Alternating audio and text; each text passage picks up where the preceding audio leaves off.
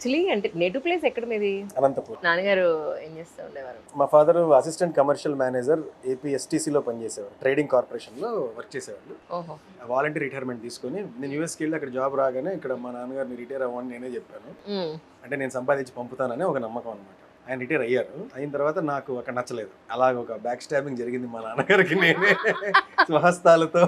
లేదులేండి, బాధ్యతాయుతమైన కొడుకున్నాడు. దట్స్ మోర్ దెన్ ఎనఫ్ అనిపిస్తుంది. అవునా? అన్డౌటెడ్లీ. సో ఇక్కడికి వచ్చిన తర్వాత ఆయన తర్వాత రిటైర్ అయిపోయిన తర్వాత ఆయనకి యోగా, బాడీ బిల్డింగ్ ఇవి చాలా ఇష్టం. ఓ. సో దానిలో ఆయన ట్రైనింగ్ తీసుకొని నేషనల్ అవార్డు తీసుకున్నారు. ఇది రిటైర్మెంట్ అయ్యాక, ఆల్రెడీ రిటైర్మెంట్ 52 ఏళ్ళకి తీసుకున్న తర్వాత ఆయన యోగా ట్రైనింగ్ అయ్యి నేర్చుకొని కాంపిటీషన్లో చేస్తే నేషనల్ అవార్డు వచ్చింది, ఫస్ట్ ప్రైజ్. సూపర్ అసలు. సో దాని తర్వాత ఆయన టీచర్గా, యోగా టీచర్గా చాలా చాలా మంది అప్రిషియేషన్, గౌరవము. ఇప్పటికీ గురు పౌర్ణమి వస్తే మా నాన్నగారికి ఎంతమంది ఎన్ని గిఫ్ట్లు ఇస్తారో. ఓ.